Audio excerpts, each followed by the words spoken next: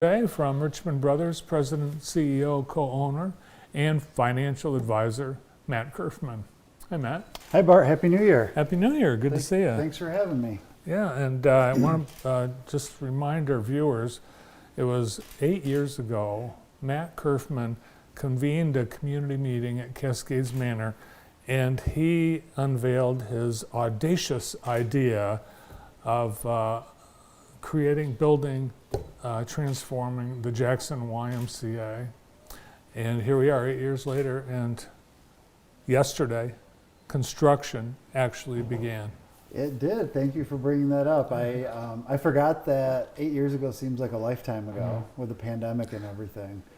You had emailed me about that event, and I almost forgot about it. You know, 8 years, when I saw it was 8 years, I couldn't believe it, because it doesn't seem that long ago. Yeah, lots of work behind the scenes, but yeah, construction for the newly reimagined YMCA began yesterday, and there's going to be an official groundbreaking ceremony in the early part of February once things get underway. So I know the Y is excited and grateful for all the community support, and also grateful for all the members who are doing all of the extra inconveniences and still working out through construction and kind of going in the back entrance on Franklin, and pretty exciting times. Yeah, and I think there is an air of excitement because the construction's happening and there's some different things, and yeah, it's an adventure. The community deserves it, and I can tell you they're ready for it. Yeah. All right, here we are at the start of a new year. Before this year gets going, we've got a quick look at 2023. Sure. So what kind of year was it for investors and savers? So it depends on who you are. If you look at 2022, and I joked with you before the show started that if you were a brand new investor and your only time horizon was investing in the 2023 year, you would have had a great year probably. Because if you look on the surface and you zoom out, it looks like markets did well, things were going rosy. But if you actually zoom in a little bit on the year and you think about all the events that transpired, the first quarter of 2023, we were still reeling from high inflation. The Federal Reserve was still raising rates. In March and April, we had three of the largest bank failures in history. Those three bank failures, the loss value exceeded the entire 2008 financial crisis. Then you had the debt ceiling in the summer. Then you cooled down from that, and we had Israel invading the Gaza Strip. There was a lot of risk last year. And what I like to describe, it's kind of the tale of two markets. And so we've shared a chart here. And this happened to be a chart that I used last year through Halloween time, so through October 31st. And what you have here is the S&P 500, which is 500 of the largest and most widely held U.S. businesses. And so it's a representation of the market. And what we did is we pulled out the top 7. So you see the S&P 7 in green on your screen. Those are the 7 big tech companies. And then you look at the other 493 companies that make up the rest of the market. And from January 1st through October 31st, you can see 493 out of 500 companies actually were at a negative 2%. They weren't positive 10 months through the year. 7 companies basically held up the entire market. And the reason is the S&P is a cap-weighted market. And so what does that mean? It basically means that the bigger you are, the more important you are. And that really matters when markets do well, because it can, like this past year, hold the market up, or when markets do poorly, if those 7 do poorly, it can drag down everyone else with them. And so we've never had such a concentration of these big 7. So that's why I call it the tale of two markets. Now in the end, if you forget about all the details, was the market positive last year? Yes. Yes. So, however, it just depends on who you are as an investor, what your risk tolerance is, and then what your time horizon is. I find it fascinating. There are so many people in this country that listen to talking heads on financial networks. And they're yelling and they're screaming and they're banging whistles and bells and everything and saying, buy this stock now.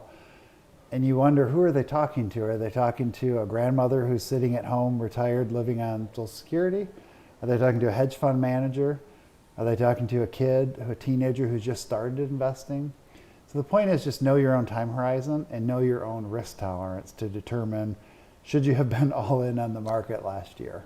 Yeah, and some of those people, they lose credibility, and I will mention one by name, Jim Cramer. Sure. Because he sells a very high-priced subscription Sure. for his service, Yeah. which I don't think, I mean, that's a huge conflict. You know, someone who has an investment show giving advice, and he's selling, it's like the pillow guy, really. Yeah, yeah. It's funny, I didn't mention the name, but you knew exactly who I was talking Yeah. about. And the point of that is it's all just, that's a piece of information. It's a piece of input, right? So take it with a grain of salt. And you have to look back at your own situation and say, where are you at and how much risk? Because I can tell you, if you got a 20 or 24% return on your portfolio in 2023, you also had lost all of that and then some in 2022. Yeah. So I also sent a chart with your team here that basically looked at the 2022 and 2023 full calendar years. And you can see on the left side, right to the center, every benchmark, the Dow, the NASDAQ, the S&P, and then Bloomberg would be the U.S. Corporate bonds, all negative last year. If you run a 2-year chart, the only index that is positive after 2 years is the Dow Jones, and it's just over 3%. Everything else is flat or negative still. So again, it depends on your time horizon, your perspective, and in the end, we need to work backwards to figure out what is the right balance for you, for any individual who's trying to figure out their own path or work with their advisor or their team. So I thought that was good perspective. And sometimes you just have to figure out, are you zooming in or zooming out, and what information are you paying attention to? And as you've always said, you know, when you're investing, you should be in it for the long term. Sure. And that length of term, as you see with 2 years versus 1, tends to even the market. Sure, and I think that another topic would be that it's amazing how fast, as humans, we can forget things. Like we just talked about the bank failures back in March and April. It's not really that long ago. It's 10 months ago. And yet that could have turned us into a 2008 financial crisis. And it was just kind of brushed over the surface. So it's perspective, it's risk tolerance, it's all those things. And there's a lot of headlines. I shared one with you coming out in late December of 23 and early 2024, really on the idea that fear sells. And extreme headlines get people really going. And you have to be aware of the source of the information.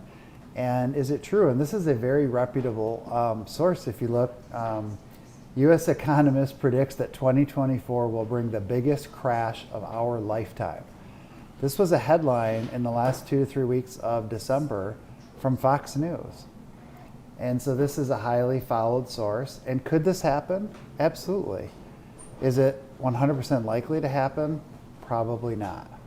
So, you know, I kind of want to keep this in mind and also just say, look, do you have safety nets in place?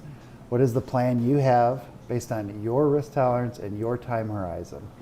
One thing I think that makes that headline not as scary is that 2024 is also a presidential election year, and you typically do not see such a negative impact economically during presidential election year. Sure, that's a great point.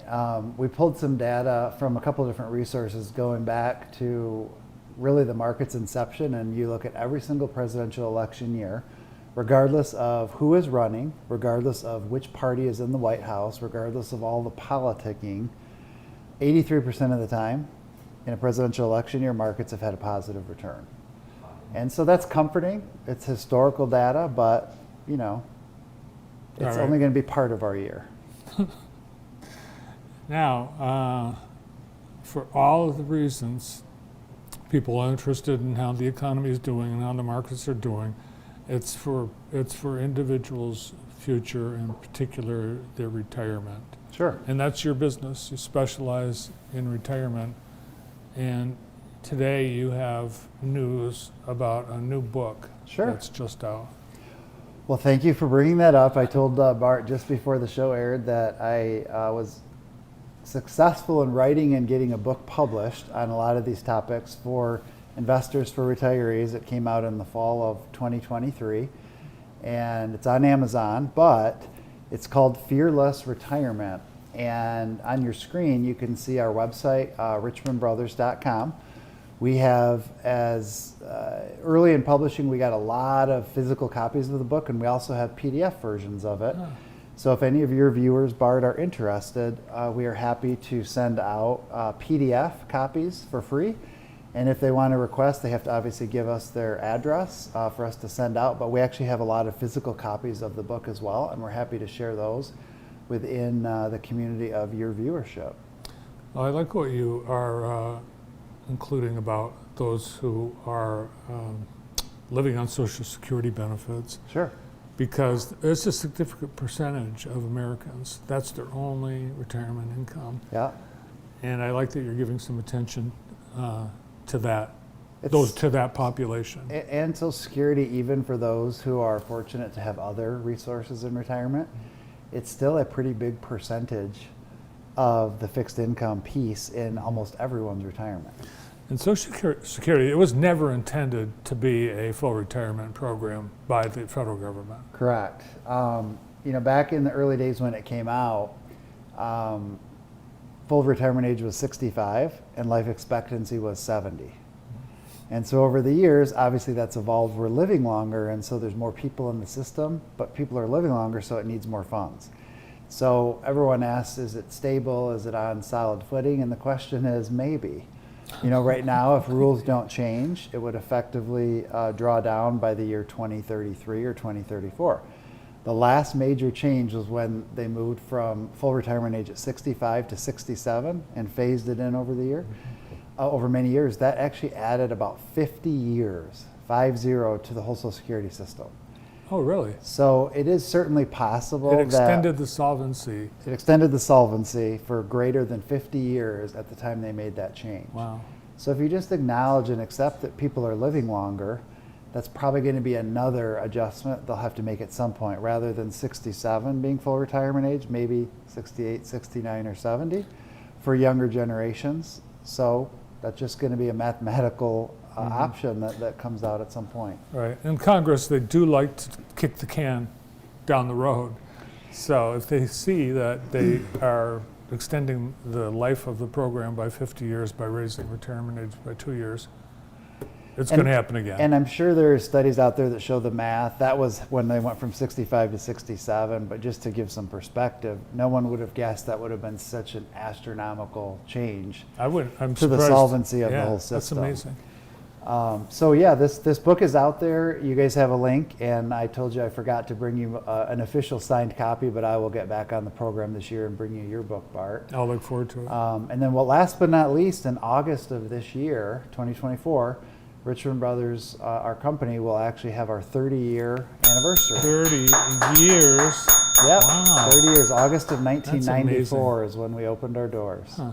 And your whole life, that's Matt's entire life. He actually started working at Richmond Brothers when he was a student at Vandercook Lake High School. Correct. Great memory. That was in 1997 and 1998 under Patty Schaefer, who was my teacher who created an internship program for high school students. That's how I got first introduced to Richmond Brothers. And wow, here you are. Your one and only professional life stop is Richmond Brothers. Well, that says a lot for the company and for you as well. Well, thank you. We're happy to be here in Jackson and happy to continue to support local causes and be part of this wonderful community where there's a lot of positive things going on. Absolutely, there sure are. Well, thanks for sharing your time with us and the book, offering that to our viewers for free. Thanks so much. And I look forward to getting my copy. Sounds good. Happy New Year. Happy Thank New you, Year. Bart. Appreciate it. Thanks, Matt. Matt Curfman, CEO, co-owner, and financial advisor at Richmond Brothers. Next up.